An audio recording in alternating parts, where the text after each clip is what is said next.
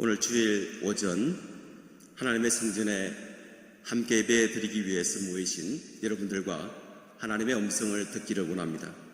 다 같이 기도하시겠습니다. 나의 반석이시여, 나의 구속자이신 여호와 하나님, 내 입의 말과 우리 마음의 묵상이 주님께 연락되기를 원합니다. 오늘 우리의 마음 문을 열어주시고 온전히 하나님의 음성을 듣는 시간이 되기를 원합니다. 인도하여 주시옵소서. 우리 주 예수 그리스도의 이름으로 기도드렸습니다. 아멘. 사도 바울은 오늘 디모데후서 3장 16절 말씀을 통해서 이렇게 기록하고 있습니다. 모든 성경 말씀은 하나님께서 감동을 주셔서 기록되었기 때문에 진리를 가르쳐주며 삶 가운데 무엇이 잘못되었는지 알게 해줍니다. 또한 그 잘못을 바르게 잡아주고 의롭게 사는 법을 가르쳐줍니다. 영어 원문은 밑에 있는 것과 마찬가지로 All scripture is inspired by God and is useful for teaching, rebuking, correcting, and training in righteousness.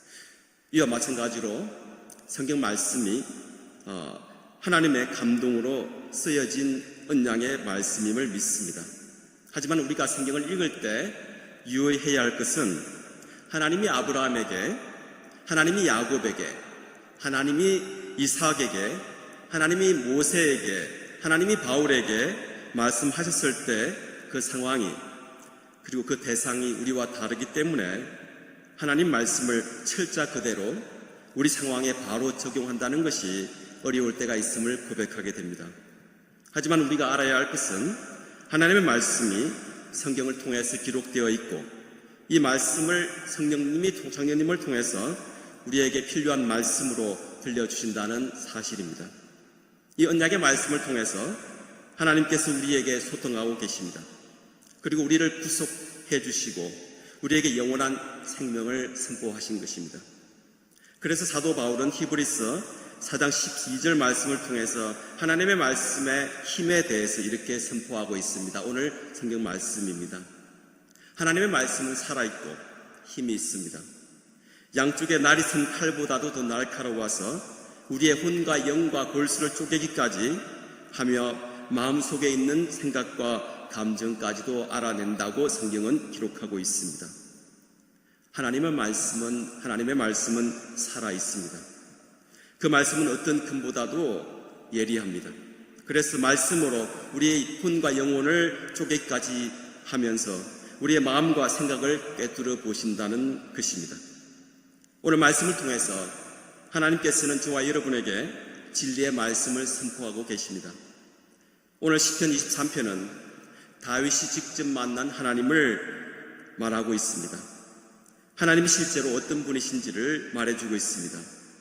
시편 23편에는 하나님의 매우 중요한 말씀이 있는데 이는 하나님이 우리에게 필요한 것을 공급해 주시는 분이시고 우리를 보호해 주시는 분이시며 우리를 바로 잡아주시는 분이시며 우리를 푸른 목초지로 인도하시는 분이심을 보여주고 있습니다.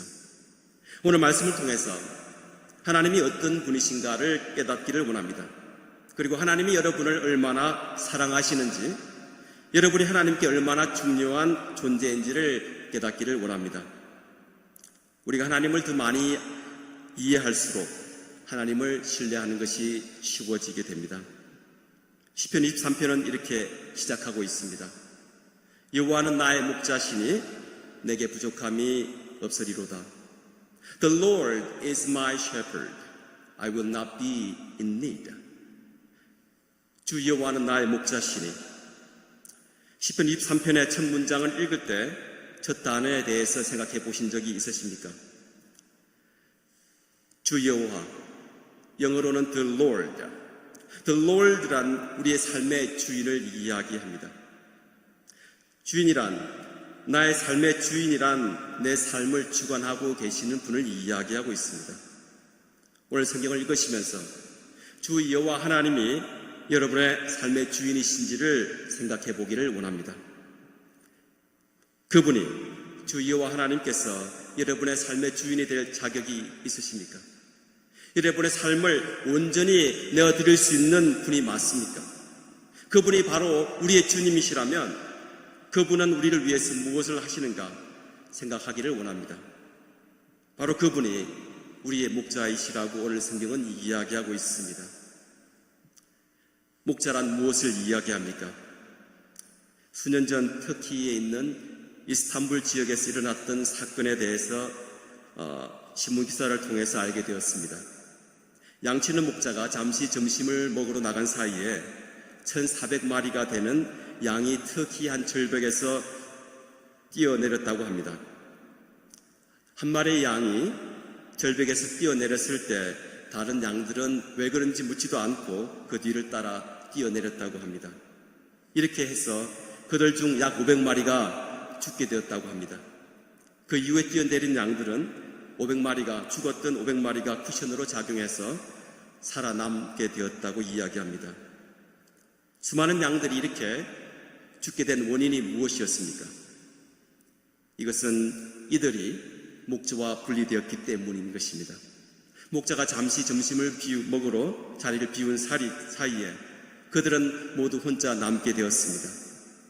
양들의 모든 문제를 살펴보면 예를 들어서 길을 잃는다든지 절벽에 쓰러진다든지 아니면 야생 동물에게 먹히게 된다든지 문제의 가장 큰 근원적인 이유를 보면 그 이유는 목자가 없을 때 발생했던 것이었습니다.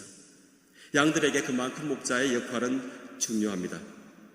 그렇다면 목자는 어떠한 일을 합니까? 첫째, 목자는 양들에게 음식과 피난처를 제공합니다. 둘째, 목자는 양들을 적들로부터 보호하게 됩니다. 셋째로, 목자는 양들이 길을 잃었을 때 올바른 길로 인도합니다. 양들이 길을 헤매일 때 어떤 길을 가야 할지 모를 때 목자가 바로 잡아서 인도하게 되는 것입니다. 오늘 성경 말씀을 읽으면서 목자의 캐릭터는 우리에게 친숙하게 느껴집니다. 왜냐하면 우리의 삶이 마치 양과도 같기 때문인 것입니다. 하나님께서는 목자와 같이 우리가 길을 잃지 않도록 사탄 마귀의 권세로부터 어려움을 당하지 않도록 인도하고 계시는 것임을 믿기를 원합니다. 하나님께서는 목자와 같이 우리가 길을 잃지 않도록 사탄 마귀의 권세로부터 어려움을 당하지 않도록 인도하고 계시는 것입니다. 오늘 성경 말씀을 통해서 주님은 저와 여러분에게 이렇게 말씀하고 계십니다. 내가 너를 지켜주겠다. 내가 너를 보호할 것이다. 내가 너를 인도할 것이다. 하나님께서는 이렇게 도움을 주시겠다라고 하셨습니다. 하지만 여기에 한 가지 전제 조건이 있었습니다. If you let me be your shepherd. 하나님이 과연 우리의 목자이신가? 라는 질문을 해야 할 때입니다. 저와 여러분이 주 여호와 하나님을 우리의 목자로 삼고 있다면, 우리 삶의 주인으로 인정하고 있다면, 우리의 모든 것을 하나님께 맡기게 된다면, 사랑하는 성도 여러분, 여러분은 주 여호와 하나님이 여러분의 목자이심을 이심이 믿어지십니까? 다윗이 시편 23편을 쓴 이유를 생각해 보기를 원합니다. 저는 다윗이 하나님에 대한 우리의 신뢰를 쌓고 하나님이 누구이신지를 다시 한번 알려주기 위해서 이 시편을 썼다고 믿습니다. 여러분들도 다 아시겠지만 다윗은 목자였습니다. 다윗은 목자의 아들로 태어났고 나중에는 이스라엘의 목자 왕으로 알려졌습니다. 그리고 다윗은 우리에게 하나님이 누구이신지를 알려주고 싶어 했습니다. 하나님은 어떤 분이신가? 그리고 왜 우리에게 목자가 필요한가? 그러한 것을 잘 알고 있었기 때문에 시편 23편을 통해서 이 말씀을 선포하고 있는 것입니다. 저는 설교 서두에 특히에서 발생했던 무기력한 양들에 대해서 잠시 말씀드렸습니다.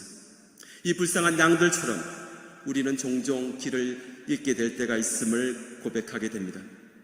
우리 삶 가운데 목자 대신 하나님이 계시지 않는다면 우리는 인생의 길에서 방황하게 됩니다. 절벽에서 나락으로 떨어질 수밖에 없음을 고백합니다. 세상의 험악한 사탄 마귀의 근세에게 희생을 당할 수밖에 없음을 우리가 잘 알고 있습니다. 그래서 다윗은 시편 23편을 통해서 주 여호와는 나의 목자이시니 라고 분명하게 선포하고 있는 것입니다. 그렇다면 1절 두 번째 문장에서 내게 부족함이 없으리로다 라는 말은 무엇을 의미합니까? 그것은 내가 필요한 모든 것을 가지고 있기 때문에 다른 것은 더 이상 필요로 하지 않다라는 것을 의미합니다. 하지만 지금 우리 삶 가운데 원하는 것이 그리고 필요한 것이 얼마나 많은지를 생각해 보신 적이 있으십니까? 여러분들이 물건을 사기 위해 지출하고 있는 금액이 우리가 경제적으로 이야기하고 있는 국내 총생산 GDP라고 불리는 국가 경제의 거의 70% 이상을 차지하고 있습니다. 여러분이 소비를 하지 않으면, 여러분들이 물건을 사지 않으면 국가 경제가 마비가 된다는 것을 의미합니다. 이 소비자들을 잡기 위해서, 물건을 팔기 위해서 기업들은 최선을 다하는 것입니다. 저는 목회자로 콜링을 받기 이전에 대학원에서 마케팅 전략을 공부했었습니다. 그리고 삼성전자 전략 마케팅 팀에서 근무를 했었습니다. 제가 25년 전에 회사에 근무했을 때에는 고객 감동이라는 슬로건을 내세우고 기업들은 판매를 하기 시작했습니다. 다시 말해서 고객을 감동을 시킬 수 있다면 소비자들은 지갑을 열 수밖에 없다는 것입니다. 그렇다면 오늘 말씀을 통해서 내게 부족함이 없다라는 것은 무엇을 의미합니까? 다시 말해서 우리가 주 여호와 하나님을 우리의 목자로 삼게 된다면 목자 되신 하나님께서 우리를 책임져 주신다는 것을 이야기하고 있습니다. 하나님은 전지전능하신 분이심을 믿습니다. 전능하신 그분은 우리에게 무엇이 가장 필요한지를 알고 계십니다. 그분은 우리가 무엇을 구하기도 전에 우리가 원하는 것을 미리 아신다라고 성경은 이야기하고 있습니다. 그러나 문제는 이 땅의 많은 사람들이 하나님을 자신의 목자로 인정하지 않고 살아가는 것이 문제인 것입니다. 사랑하는 그레이스 비전 교회 성도 여러분, 여러분의 목자는 누구이십니까? 여러분의 삶의 주인은 누구이십니까? 여러분의 삶의 주인이 하나님이심을 고백하십니까? 우리는 이 땅의 삶을 살아가면서 여러 가지 우선순위가 있음을 알게 됩니다. 우리가 의사결정을 할 때 어떤 기준으로 살아가는지를 우리가 생각을 해보게 되면 우선순위가 무엇인지를 알게 됩니다. 저는 이런 이야기를 들은 적이 있습니다. 뱅크 어카운트의 한 달 지출 내역을 보게 되면 삶의 우선순위가 바로 보인다고 합니다. 이 땅에 많은 사람들이 우선순위가 자식에게 쏠려 있는 것을 보게 됩니다. 아니면 경제적인 이유에 우리가 많이 치중하고 있는 것을 보게 됩니다.